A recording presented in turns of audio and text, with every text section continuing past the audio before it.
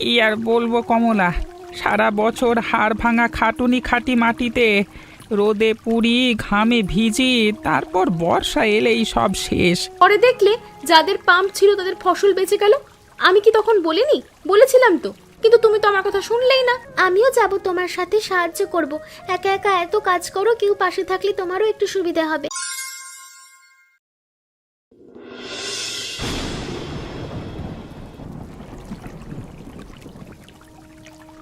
আজ সকাল থেকে তোমার মুখে কথা নেই।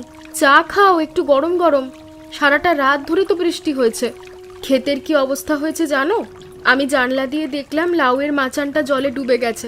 তোমাকে বলেছিলাম না মাচানটা একটু উঁচু করে দাও, তুমি বললে পরে করবে। এখন দেখো সব জলের তলায়। কি আর বলবো কমলা, সারা বছর হাড় ভাঙা খাটুনি খাটি মাটিতে রোদে পুড়ি ঘামে ভিজি, তারপর বর্ষা এলেই সব শেষ। আকাশের দিকে তাকালে কোনো আশা দেখি না। আমি মাঝে মাঝে ভাবি, এই চাষবাসই বা করি কেন? বছরের 6 মাস খাটি আর 6 মাস বর্ষার জলে সব ভেসে যায়। এত হতাশ হয়েও না, আমাদের কিছু একটা ভাবতে হবে। ময়না তো কাল এসেছে আমাদের বাড়িতে। বর্ষায় ওদের বাড়ির অবস্থাও খুব খারাপ। ওকে নিয়ে আমি একটু ভাবছি কিভাবে অন্তত ঘরের কাজটুকু চালানো যায়। ময়নাটা আসলে বেশ হাতের কাজে পারদর্শী, ও থাকলে আমারও সুবিধা হয়। ভাবো তো, কিন্তু এই জলের মধ্যে কি আর করা যায় বলো তো? বাড়ির সামনে রাস্তাটা দেখেছো, নদীর মতো বইছে। এই বর্ষা আমাদের জীবনটাকেই থামিয়ে দিয়েছে। থামিয়ে দিয়েছে বলেই তো কিছু করতে হবে। তুমি চা খাও, আমি ময়নাকে ডেকে আনি। ও যদি একটু ঘরের কাজে লাগে, আমিও মাথা ঘামাতে পারবো বাইরের দিকটা কিভাবে সামলানো যায়। আর চালের হিসেবটাও করতে হবে। মাসের মাঝামাঝি এসে গেছি, চাল কতদিন টিকবে সেটাও তো দেখা দরকার। তুমি ডাকো ময়নাকে, কিন্তু আমি বলছি, এই বৃষ্টি যদি আরো 2 দিন চলে তাহলে ঘরের মেঝেতেও জল উঠবে। গত বছর তো মাচা বেঁধে ঘরে থাকতে হয়েছিল, মনে আছে? হ্যাঁ, একটা উপায় বের করতে হবে, কিন্তু কোনো উপায় তো মাথায় আসছে না। উপায় বের হবে, তুমি একটু ধৈর্য ধরো। আমি ময়নাকে ডেকে আনি, তারপরে বসে সবাই মিলে ভাবি।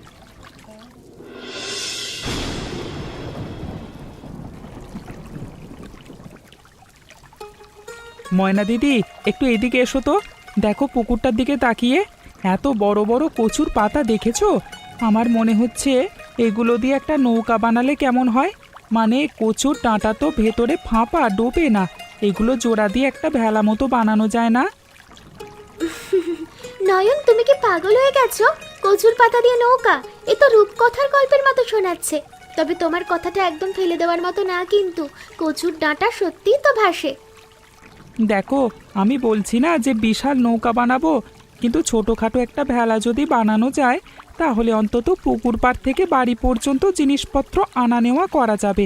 শশী কাকুকে একবার জিজ্ঞেস করি, উনি অনেক পুরনো দিনের কথা জানেন।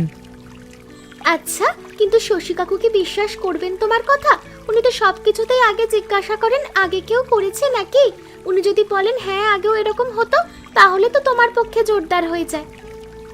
সেটাই তো আমি বলছি, শশী কাকুর গ্রামের জীবন্ত ইতিহাস। উনি যদি একটু পথ দেখান তাহলে আমি বানিয়ে ফেলতে পারবো। চলো ওনার কাছে যাই, তবে ছাতাটা ঠিক করে ধরো, ভিজে গেলে আবার ঠান্ডা লাগবে। চলো তাহলে, তবে পায়ের নিচে একটু দেখে দেখে হাঁটো, কাদায় পা পিছলে পড়ে যাবে।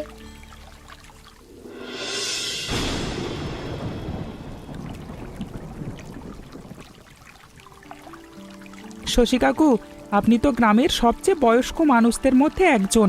আপনি কি কখনো শুনেছেন বা দেখেছেন যে আগেকার দিনের মানুষ বর্ষায় কচুর ডাঁটা বা এরকম কিছু দিয়ে ভাসমান ভেলা বানাতো? আরে তুই এ প্রশ্ন করলি, আমার বাবার আমলের কথা বলি শোন। তখন এই গ্রামে প্রতি বর্ষায় জল উঠতো। তখন মানুষ কি করতো জানিস? প্রচুর মোটা ডাঁটা জোগাড় করতো। সেই ডাঁটাগুলো মাছের সঙ্গে বেঁধে ছোট ছোট ভেলা বানাতো। তার উপরে কলা পাতা বিছিয়ে দিত।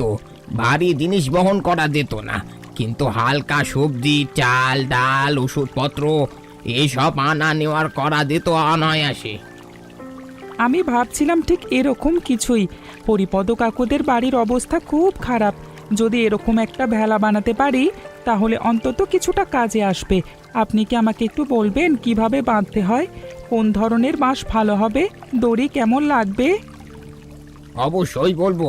তবে একটা কথা মনে রাখবি, বাঁশটা কাঁচা হলে ভালো হয়, আর দড়িটা পাটের হলে সবচেয়ে ভালো। ভিজলে আরো টান হয়ে যায়, আলগা হওয়ার ভয় থাকে না। কচুর ডাঁটা যত মোটা পাবি তত ভালো। কাকু, আপনাকে অনেক অনেক ধন্যবাদ। কালকে সকালে আমি চলে আসব। ময়নাকেও বলবো ও কচুর ডাঁটা জোগাড় করে রাখবে। আমি বাঁশটা কেটে রাখি আজকে বিকেলে, তাহলে কালকে সকালে সব তৈরি থাকবে। ময়নাকে বলবি ডাঁটা কাটার সময় গোড়ার দিকটা রেখে দেবে, ওটা সবচেয়ে মোটা অংশ। আর বেশি করে কাটবে, কম পড়লে পরে আবার খুঁজতে হবে। আর হ্যাঁ, একটা কথা, ভেলার মাঝখানে একটা বাঁশের খুঁটি দিবি, সেটা ধরে দাঁড়ানো যাবে, পড়ে যাওয়ার ভয় থাকবে না।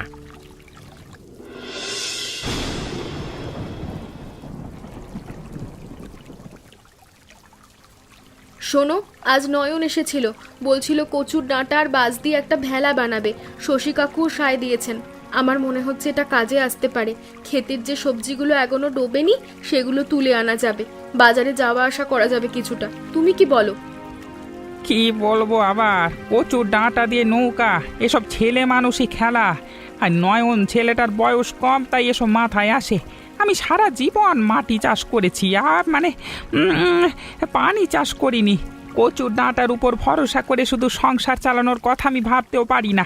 এসব তো খেলাধুলা গুরুতর ব্যাপার নয়। তুমি না সব সময় এরকম করো, নতুন কিছু হলে আগে না বলো, চেষ্টা করে দেখতে ক্ষতি কি? গত বছর সেচের পাম্পটা কেনার সময়ও তুমি এরকম বলেছিলে দরকার নেই, পরে দেখলে যাদের পাম্প ছিল তাদের ফসল বেঁচে গেল। আমি কি তখন বলিনি? বলেছিলাম তো, কিন্তু তুমি তো আমার কথা শুনলেই না। সেটা আলাদা ব্যাপার ছিল। আর আমি যেদি না, আমি বাস্তববাদী। কচুর ডাঁটার ভেলায় সংসার চালানো কোনো বাস্তব কথা না। তুমি কি সত্যি বিশ্বাস করো যে কচুর ডাঁটা দিয়ে বানানো একটা ভেলায় করে সংসারের জিনিসপত্র আনা নেওয়া করা যাবে? এটা তো হাসির কথা, তাই না? হাসির কথা হোক আর কান্নার কথা হোক, অন্তত একটা চেষ্টা করে তো করা দেখা যায়। বাস্তববাদী মানে তো সবকিছুতে না বলা নয়। বাস্তববাদী মানে হলো পরিস্থিতি বুঝে কাজ করা। আমাদের তো এখন কোনো উপায় নেই, সেটা তুমিও জানো। তাহলে কেউ যদি একটা উপায় বের করে সেটাকে অন্তত সুযোগ দেওয়া উচিত। আচ্ছা, তুমি যদি এতই বলছো তাহলে নয়ন বানা গিয়ে আমি মাথা গোঁজবার ব্যবস্থা দেখি। বাকিটা তোমরা দেখো। আমি কিন্তু এই ভেলায় উঠবো না, আগেই বলে রাখলাম। অন্তত বাধা দিও না, এটুকুই চাই। আর একটা কথা বলি, তুমি নয়ন ছেলেটাকে একটু সম্মান দিও। ও কিন্তু নিজে থেকে সাহায্য করতে আসছে, কেউ বলেনি। ও না এলে আমরা এখন কি করতাম ভাবো তো একবার। আমি কাউকে অসম্মান করিনি, আমি শুধু বলছি কচুর ডাঁটায় আমার বিশ্বাস নেই। যাক, তুমি তোমার মতো করো, আমি একটু শুয়ে পড়ি, মাথাটা ধরেছে।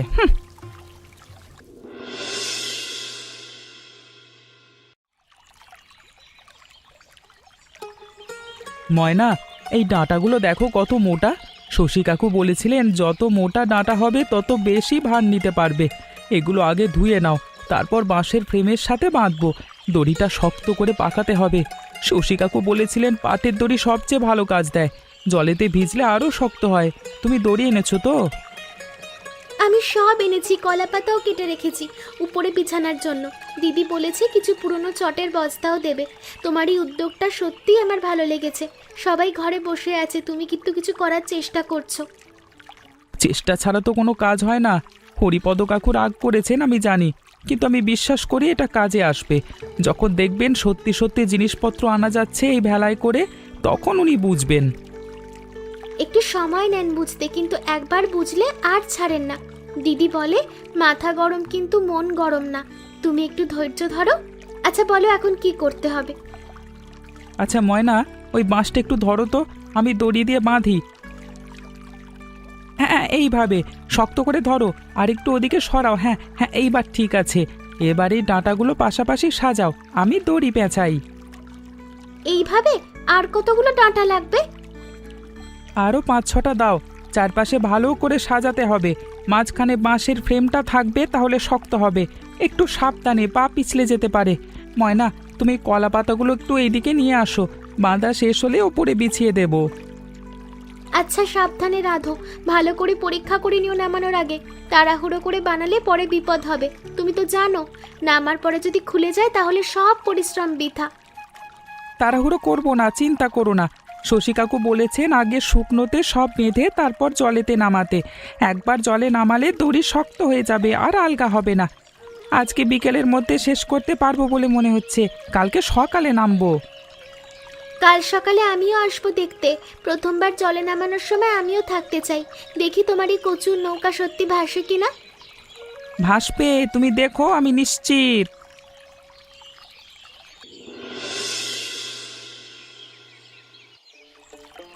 নয়ন, সত্যি সত্যি ভাসছে। আমি তো বিশ্বাসই করতে পারছিলাম না। দেখো, লাউটা তুলে আনো। আর পুঁই শাকের ডগাগুলো, ওগুলো তো এখনো পচেনি। তাড়াতাড়ি তুললে বাঁচানো যাবে। সবজিগুলো পেলে আপাতত দুদিন তো চলে যাবে। কমলা কাকিমা, দেখুন, এই ভেলায় 4-5 কেজি জিনিস অনায়াসে নেওয়া যাচ্ছে। লাউ, পুঁই শাক, বেগুন সব তুলে দিচ্ছি। একটু পরে হরিপদ কাকুর ক্ষেতের দিকেও যাব, দেখি সেখানে কিছু বাঁচানো যায় কিনা। দেখুন কাকিমা, এই লাউটা কত বড় হয়েছে, জলে ডুবে যেত আর একদিনও থাকলে। হ্যাঁ, তুমি ক্ষেতের দিকে যাওয়ার আগে একটু দেখো, লাউয়ের মাচানে আরো দুটো লাউ ঝুলেছিল। যদি ডুবে না যায় তাহলে তুলে এনো। আর ওদিকে কিছু ঝিঙে ছিল, দেখো সেগুলোর কি অবস্থা। আচ্ছা কাকিমা, আমি দেখছি। শশী কাকু ঠিকই বলেছিলেন, এই ভেলা ছোট হলেও কাজের। জল যতই বাড়ুক, চলাচলটা অন্তত বন্ধ থাকবে না। আপনি হরিপদ কাকুকে বলুন একটু এসে দেখতে। উনি হয়তো মুখে কিছু বলবেন না, কিন্তু দেখলে ভালো লাগবে ওনার। হরিপদ জানলা দিয়ে দেখছে, আমি জানি। মুখে স্বীকার করবে না, কিন্তু চোখে আমি অবাক ভাবটা দেখছি। তুমি ভালো কাজ করেছো নয়ন, সত্যি বলছি। তোমার মতো ছেলে গ্রামে খুব কম। কাকিমা, এত বলবেন না। আমি শুধু যেটুকু পারি করছি। গ্রামের মানুষ না হলে আমি কে? সবাই তো ভালো থাকলে আমিও ভালো থাকবো। আচ্ছা কাকিমা, আমি এদিকটাই যাই, ক্ষেতের দিকে একটু ঘুরে আসি। যাও, তবে সাবধানে যেও। স্রোত আছে, ভেলা যেন উল্টে না যায়। আর বেশি দূর যেও না।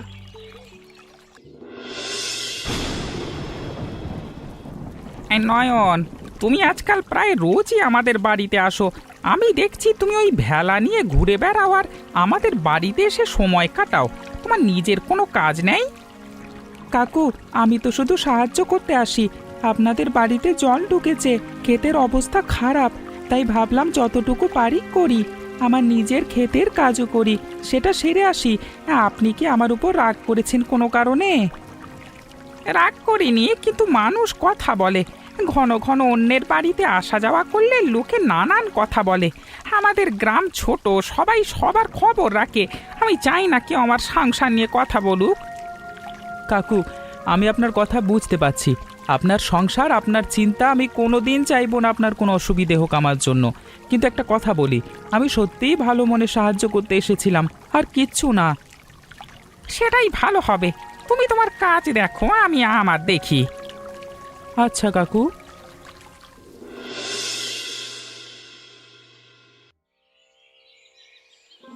নয়ন, তুমি এখানে বসে আছো? সকাল থেকে তোমাকে খুঁজছি। দিদি বলল তুমি কাল রাতে মন খারাপ করে চলে গেছো। কি হয়েছে বলো আমাকে। ময়না, আমি কারোর উপর রেগে নেই, কিন্তু কষ্ট পেয়েছি, সেটা সত্যি। আমি ভেবেছিলাম সবাইকে একটু সাহায্য করব, বর্ষায় সবার কষ্ট কমাবো, কিন্তু হরিপদ কাকু মনে করছেন আমি অকারণে তাদের বাড়িতে যাওয়া আসা করছি, সময় নষ্ট করছি। তুমি কোনো ভুল করনি, এটা আমি জানি।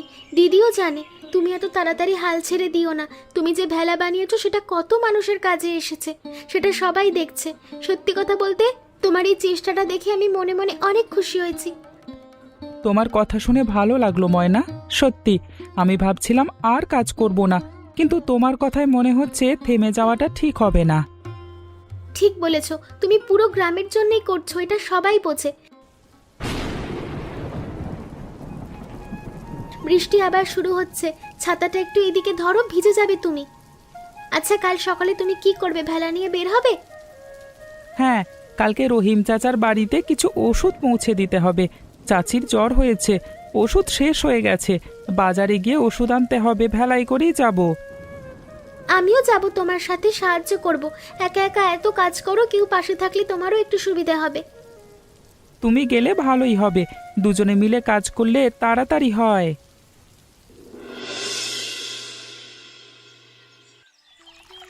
শশী কাকু দেখছেন, নয়ন সকাল থেকে ভেলা চালিয়ে 5টা বাড়িতে চাল পৌঁছে দিয়েছে, রহিম চাচার বাড়িতে ওষুধ পৌঁছে দিয়ে এসছে। আমি তো অবাক হয়ে যাচ্ছি, এত ছোট্ট একটা ভেলা এত বড় কাজ করছে। ময়না ওর সাথে গেছে, ও অনেক সাহায্য করছে। আমি বলেছিলাম না, পুরনো দিনের জ্ঞান কখনো বৃথা যায় না। এই কচুর ডাঁটা, এই বাঁশ, এইগুলো তো আমাদের চারপাশেই আছে, শুধু কাজে লাগানোর বুদ্ধিটা দরকার। নয়ন ছেলেটা সেই বুদ্ধিটা খাটিয়েছে। কাকু সত্যি বলছি, আমি গর্বিত নয়নের জন্য। ও আমাদের পরিবারের কেউ না, তবু এত করছে। আর ময়নাটাও কম যায় না, ও তো সকাল থেকে নয়নের সাথে ঘুরে ঘুরে সবার বাড়িতে জিনিসপত্র দিয়ে আসছে। তবে কমলা, একটা কথা বলি, হরিপদ ছেলেটা ভালো, কিন্তু মাথা গরম। সে নয়নকে ভুল বুঝেছে, আমি জানি। তুমি একটু বুঝিয়ে বলো ওকে। নয়ন কষ্ট পেয়েছে, কিন্তু মুখে কিছু বলেনি। ছেলেটা চুপচাপ কষ্ট সহ্য করছে, এটা আমাকেও কষ্ট দিচ্ছে। আমি জানি কাকু, আমি বলবো। হরিপদ আসলে খারাপ মানুষ না, ও একটু জেদি, বুঝলে ঠিক হয়ে যাবে। আমি আজ রাতে ওর সাথে কথা বলবো, সব খুলে বলবো। নয়ন কি কি করেছে শুনলেও নিজেই লজ্জা পাবে। বলো, কিন্তু রাগ করে বলো না, ধীরে ধীরে বোঝাও। হরিপদ বুঝবে, আমি জানি।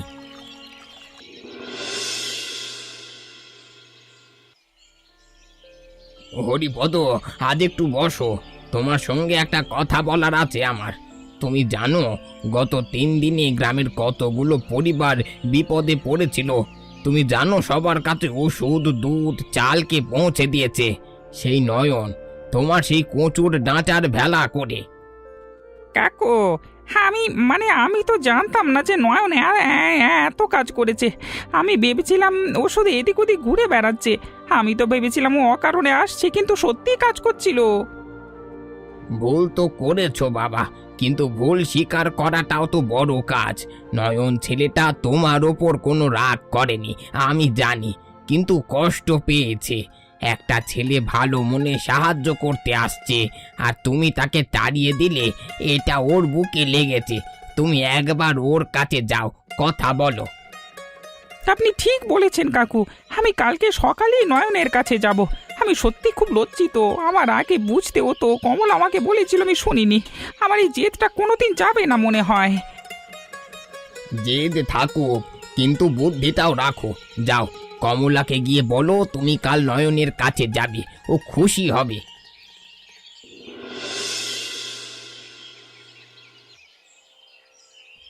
নয়ন, দুটো কথা বলবার আছে। আমি কালকে শশী কাকুর কাছে সব শুনেছি।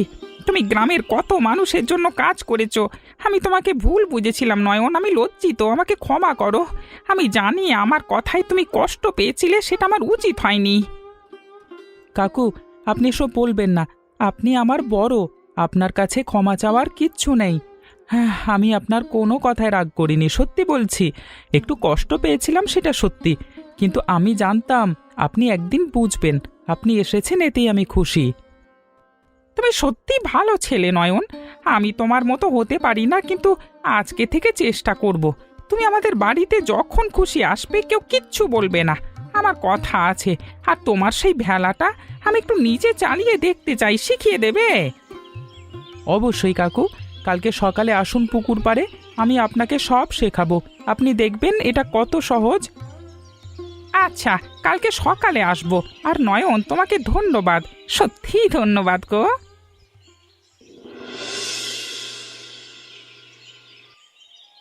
শশী কাকু, আমি একটা কথা বলবো আপনাকে। ময়নাকে নিয়ে আমি ভাবছি অনেক দিন ধরে। ও তো আমার ছোট বোন, আমার কাছে আমার মেয়ের মতো। ওর বয়স হয়েছে, ভালো একটা ঘর দেখা দরকার। আমি লক্ষ্য করেছি নয়ন আর ময়নার মধ্যে একটা ভালো লাগা তৈরি হয়েছে। আপনি কি বলেন? কমলা, তুই ঠিকই ধরেছিস, আমিও দেখেছি ওদের দুজনকে। নয়ন ছেলেটা সৎ, কর্মঠ, মানুষের কাজে লাগে। ময়নাও সরল, প্রাণবন্ত মেয়ে। দুজনের জন্য মানানসই হবে বলে আমারও মনে হয়। তবে হরিপদ কি বলবে সেটা জানার দরকার। বর্ষা শেষ হলে একটা ভালো দিন দেখে সব ঠিক করা যাবে। আমি আজ রাতেই হরিপদর সাথে কথা বলবো। ও এখন অনেক বদলে গেছে, আমি জানি রাজি হবে। নয়নকেও এখন অন্য চোখে দেখে। আর ময়নাকেও একটু জিজ্ঞাসা করব, ওর মনে কি আছে জানতে চাই। ওর সম্মতি ছাড়া কিচ্ছু হবে না। সেটাও ঠিক। ময়নার মতামতটাও সবচেয়ে জরুরি। ও রাজি হলে বাকি সব ঠিক হয়ে যাবে। আমি নয়নের বাবা রমেশকে চিনি, ভালো মানুষ। ও খুশি হবে এই কথায়।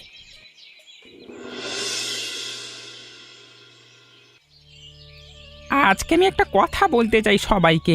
এই বর্ষায় আমি অনেক কিছু শিখেছি। আমি ভেবেছিলাম কচুর ডাঁটা দিয়ে কিচ্ছু হয় না, ভেলা বানানো ছেলে মানুষই খেলা। কিন্তু সেই ভেলা আমাদের গ্রামের কত পরিবারকে বাঁচিয়েছে, ওষুধ পৌঁছে দিয়েছে, খাবার পৌঁছে দিয়েছে। আমি নয়নকে ভুল বুঝেছিলাম, কিন্তু সে আমাকে ক্ষমা করে দিয়েছে। আজকে আমি বুঝেছি সংসার ওই নৌকার মতো।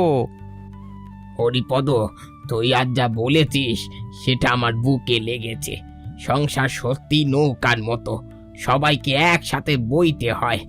আজ এই পুকুর পাড়ে দাঁড়িয়ে আমি দেখছি বৃষ্টি থেমে গেছে, রোদ উঠেছে। কিন্তু এই বৃষ্টি আমাদের শিখিয়ে দিয়ে গেছে, ভুল বোঝাবুঝি যেমন আছে তেমনি ক্ষমা চাইলে সব ঠিক হয়ে যায়। নতুন সম্পর্ক তৈরি হয়, পুরনো বন্ধন আরও শক্ত হয়।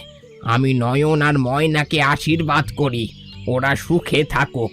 আর হরিপদ, তুইও সুখে থাক। আজ থেকে তোর জেদটা একটু কমা, তাহলে কমলার জীবনটাও সহজ হবে। কাকু, আমি চেষ্টা করব। আমি জানি আমার জেদের জন্য কমলা অনেক কষ্ট পেয়েছে। আজকে থেকে আমি আর আগের মতো থাকবো না, কথা দিচ্ছি। আর নয়ন, তুমি আমার পরিবারের একজন হতে চলেছো, আমি খুশি।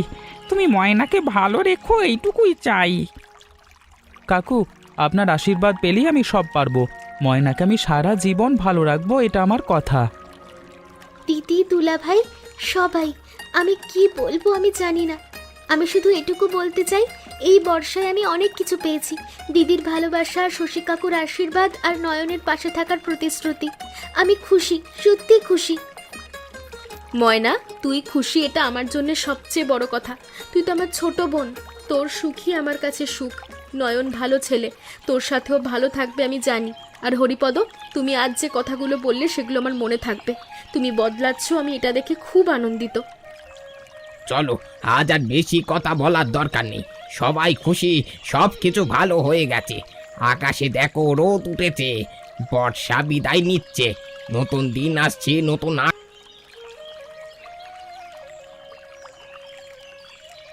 বানিয়েছো? পায়েস বানিয়েছি কাকু, নারকেল দিয়ে। ভেতরে আসুন সবাই।